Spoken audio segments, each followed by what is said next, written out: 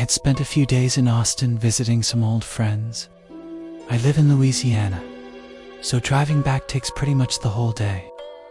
On my last day there, I got a message from Tom, a buddy from high school. He replied to one of my Instagram stories and asked, "When are you heading out?" I told him, "Today." He said he lived just an hour outside of Austin, right along my route home. We hadn't seen each other in years, but we stayed in touch online. It felt like a good chance to reconnect. He invited me to stop by. I figured, why not? I set my GPS. It was about an hour and a half away.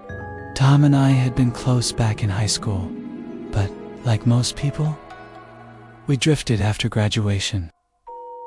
When I pulled up to his house, it looked old.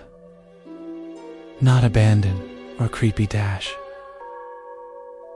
Just stuck in time. The porch creaked under my feet, and when he opened the door, I was hit by a strong, earthy, smell-aged wood mixed with something that reminded me of a hunting cabin. He gave me a warm hug, big smile. It felt like no time had passed. The inside of the house matched the outside wooden floors, retro furniture, and that faint creaking sound every time you moved. Honestly, it had a nostalgic charm to it. We sat in the living room, poured some whiskey, and caught up. One drink turned into 3, maybe 4. I started to feel it. The room got heavier, warmer, almost like it was closing in. Eventually, Tom said the obvious. "Hey man, long drive back. Just crash here." He was right. Was in no shape to drive. I offered to sleep on the couch, but he waved me off.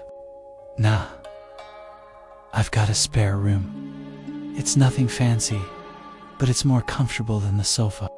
We ordered Chinese food, ate, and after a bit, he showed me to the room. I don't remember much. I was tipsy, tired. I just remember the air feeling still, like the space had been sealed off for a while. I crashed onto the bed and knocked out instantly. Sometime in the middle of the night, I woke up, dry mouth, spinning head. The room was pitch black, except for faint moonlight slipping through the blinds. And then, I saw it, in the corner, right on the closet door. Something was hanging there. At first I thought it was a coat, just a long, black trench coat on a rack. But the shape was off. It had width to it, shoulders. It didn't hang, like fabric it stood. Like a figure. My heart started racing. I didn't remember seeing that when I came in. But maybe I was too drunk to notice. I turned over, told myself it was just a coat. Just a coat. But I looked again. Still there. I shut my eyes. Took a breath. Forced myself back to sleep. I don't know how long I was out before I woke up again. But this time, it wasn't thirst or a headache that pulled me back. It was a sound. A slow, soft creaking, like footsteps. On old wood. I froze. The room was lighter. Now just enough to see the details. I slowly turned toward the corner, and my stomach dropped. It was gone. The shape, whatever, it was vanished. I sat up too fast. Head spinning, chest tight. I scanned the room. Just the closet door. Closed. I stumbled out and rushed to Tom's room.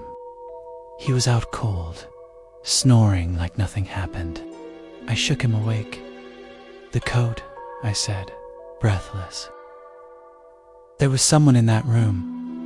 He blinked, groggy. What coat? The trench coat in the corner. It looked like a person just standing there. He sat up, eyes narrowing. Dude, I don't even own a trench coat. And there's no coat rack in that room. I stared at him, waiting for a joke. There wasn't one. His face was serious. Come see, I said. He followed me back. I pointed to the corner. It was right there. He rubbed his head. You sure it wasn't a dream? I know what I saw, I whispered. I woke up. It was there. I looked again, and it was gone. We stood there in silence. Finally, Tom sighed. All right, let's check the house. We searched everything. Closets under the bed, behind the doors. Nothing. No one. No coat. No signs of a break-in. Eventually, he shrugged it off as a drunken dream. I wanted to believe him. I really did. But as soon as the sun came up, I grabbed my stuff and left. The whole drive back to Louisiana, I couldn't shake the image, that dark silhouette standing silently in the corner of the room, watching me sleep.